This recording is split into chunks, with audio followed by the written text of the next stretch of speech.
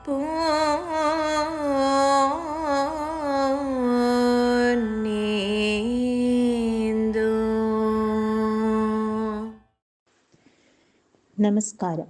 രാമായണത്തിലെ യുദ്ധകാന്ഡമാണ് ഇവിടെ അഞ്ജന നന്ദന വാക്കുകൾ കേട്ടഥ എന്നു തുടങ്ങുന്ന തിരുവാതിരപ്പാട്ടിലൂടെ അവതരിപ്പിക്കുന്നത്.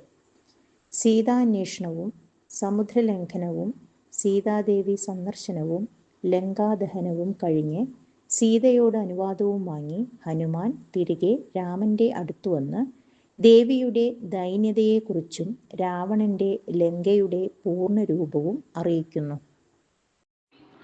അത് കേട്ട് രാമൻ സുഗ്രീവനെ വിളിച്ച് ഉടൻ തന്നെ യുദ്ധത്തിനുള്ള സന്നാഹങ്ങൾ ഒരുക്കുവാൻ ആവശ്യപ്പെടുന്നതും അംഗദനെ ദൂതുമായി രാവണന്റെ അരികിലേക്ക് അയക്കുന്നതും തുടർന്ന് യുദ്ധവും വിവരിക്കുന്നു.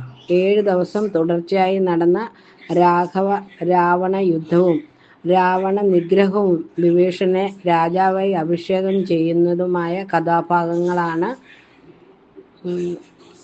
ഇവിടെ തിരുവാതിരപ്പാട്ടിലൂടെ അവതരിപ്പിക്കുന്നത്. വഞ്ചിപ്പാട്ടിന്റെ രീതിയിലാണ് ചിട്ടപ്പെടുത്തിയിരിക്കുന്നത്.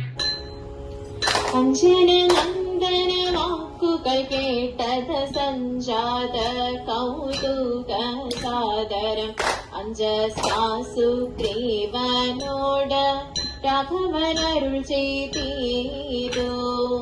ഇപ്പോൾ വിജയമുഹൂർത്ത കാലം മാമോദം പുറപ്പെടുക. നക്ഷത്രമുത്രമതം ലക്ഷണം വിജയപ്രദമല്ലോ. മംഗളദേവത വല്ലഭാജ്ഞയാൽ അംഗദൻ രാവണനോടു ചൊല്ലി സുന്ദരി സീതയെ രാമൻ തന്നുടെ മുന്നിലമ്മാരു വച്ചിടുക. അല്ലെങ്കിൽ രാക്ഷസ സേനയും ലങ്കയും രാക്ഷസരാജനം നിന്നോടു കൂടവേ സംഹരിച്ചിടുവാൻ ബാണമെന്നുള്ള സിംഹനാഥൻ കേട്ടില്ലയോ രാവണ. പ്രസനും കുംഭകർണനും മേഘനാഥനും നക്തഞ്ജരികൾ തന്നോടെ ഉത്തമംഗം പുരദ്വാരിയിൽ വീണു. അതിൽ വീണിതു ദേഹവും യുദ്ധത്തിനൊരുമ്പെട്ടു ബന്ധമോദം പുറപ്പെട്ടു രാക്ഷസരാജനം രാവണൻ. എത്ര നിശാചരരുണ്ടു വന്നേറ്റതെങ്ങത്ര രാമന്മാരുമുണ്ടതുപോൽ.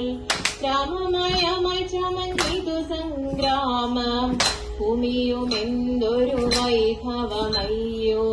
രാഘവ രാവണ യുദ്ധത്തിനു സമം രാഘവ രാവണ യുദ്ധമൊഴിഞ്ഞില്ല.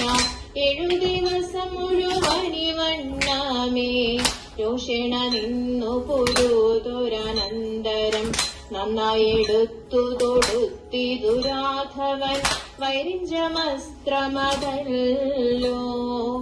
രാവണൻ തന്റെ ഹൃദയം പിളർന്നു തേരിൽ നിന്നാശുമറിഞ്ഞു വീണു.